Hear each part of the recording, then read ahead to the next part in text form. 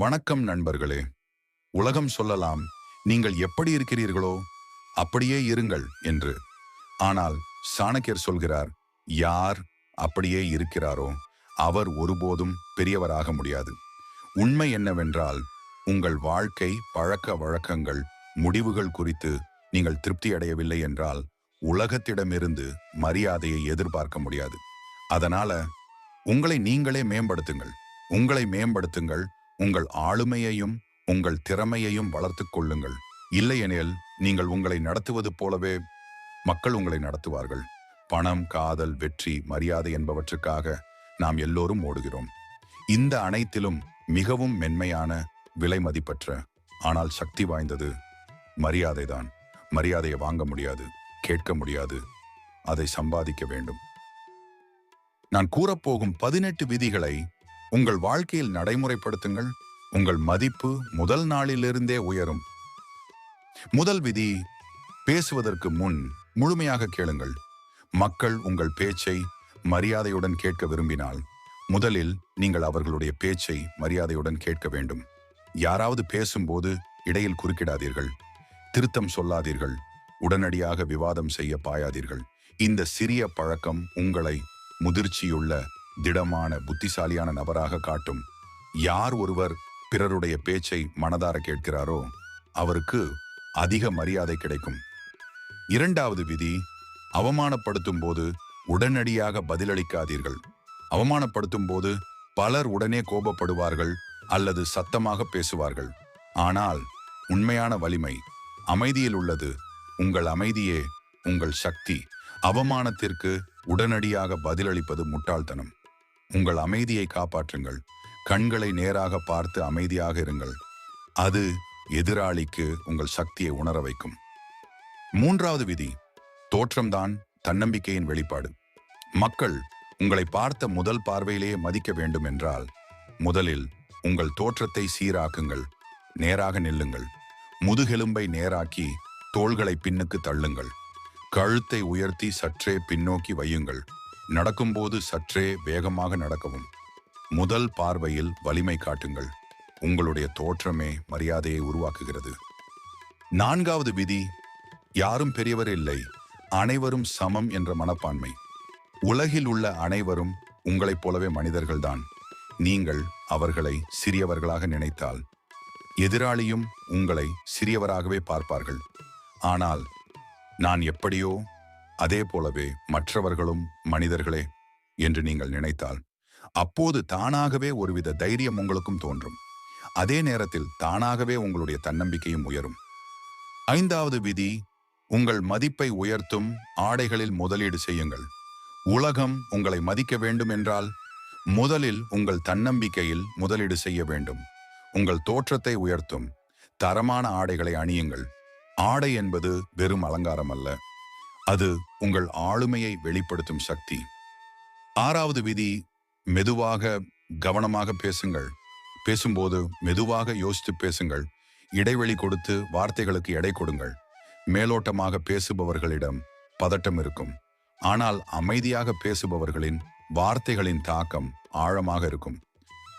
ஏழாவது விதி, உங்கள் கலையில் மாஸ்டர் ஆகுங்கள். உங்கள் துறையில் சிறந்தவராகவும் மற்ற துறைகளில் அடிப்படை அறிவு பெற்றவராகவும் இருங்கள். உங்கள் திறமையை காட்டும் போது மக்கள் தானாகவே உங்களை மதிப்பார்கள்.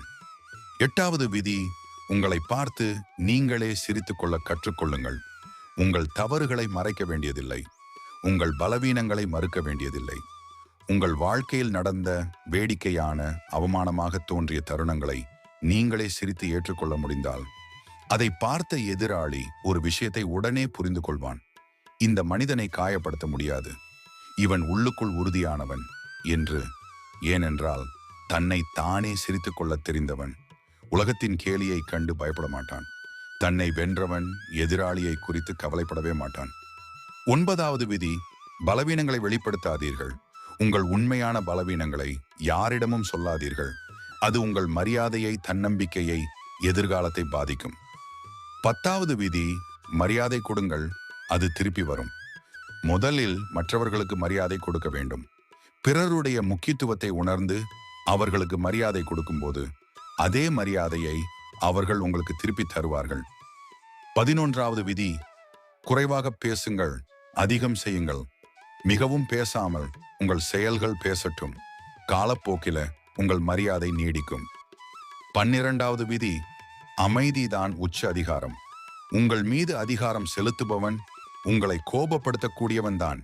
நீங்கள் அமைதியாக இருக்கும் வரை யாராலும் உங்களை கட்டுப்படுத்த முடியாது. அமைதி என்பது பலவீனம் அல்ல, அது உச்ச அதிகாரத்தின் அடையாளம்.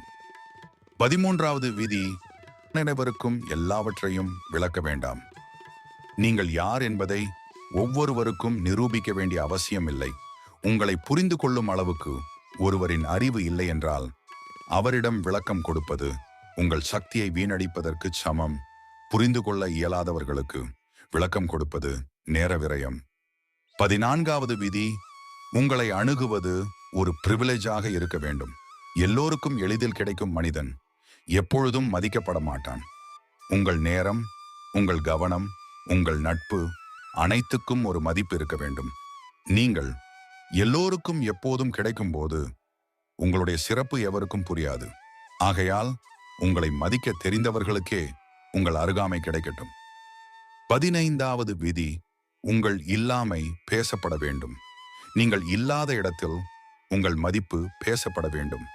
அவர் இருந்திருந்தால் இது சரியாக இருக்கும் என்று யாராவது சொன்னால் நீங்கள் வாழ்க்கையில் சரியான இடத்தில் இருக்கிறீர்கள் என்று அர்த்தம்.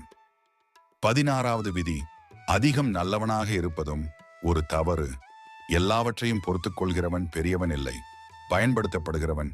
உதவி செய்யுங்கள், ஆனால் உங்களை இழந்து அல்ல. கருணை இருக்க வேண்டும், ஆனால் எல்லை இல்லாமல் அல்ல. 17வது விதி, வளர்ச்சி தனிமையை கொண்டு வரும். நீங்கள் வளர வளர உங்களை சுற்றி இருப்பவர்கள் குறைவார்கள். அது தண்டனை அல்ல, அது ஒரு தேர்வு. அனைவரும் உங்களோடு வர முடியாது, ஏனெனில் அனைவரும் உங்களோடு உயர முடியாது. 18வது விதி, உங்களை நீங்களே மதிக்கவில்லை என்றால் உலகத்திடமிருந்து மரியாதையை ஒருபோதும் எதிர்பார்க்க முடியாது. நீங்கள் உங்களை எப்படி நடத்துகிறீர்களோ உலகமும் உங்களை அப்படித்தான் நடத்தும். நீங்களே உங்களை தாழ்த்திக் கொண்டால் உலகம் உங்களை மிதிக்கும். ஆனால் நீங்களே உங்களை மதிக்கத் தொடங்கினால் உலகம் சத்தமில்லாமல் உங்களை மதிக்கத் தொடங்கும். தன்னை மதிக்கும் மனிதன் முன் உலகம் தானாகவே அமைதியாகும். நண்பர்களே, இந்த 18 விதிகளை உங்கள் வாழ்க்கையில் நடைமுறைப்படுத்துங்கள். உங்கள் ஆளுமை உயரட்டும், உங்கள் மதிப்பு உணரப்படட்டும், உங்களுக்கே உரிய மரியாதை உண்டாகட்டும். மாறுங்கள், உங்கள் செயல்கள் பேசட்டும். உலகம் தானாக உங்கள் முன் கைகட்டி நிற்கும். நன்றி, வணக்கம்.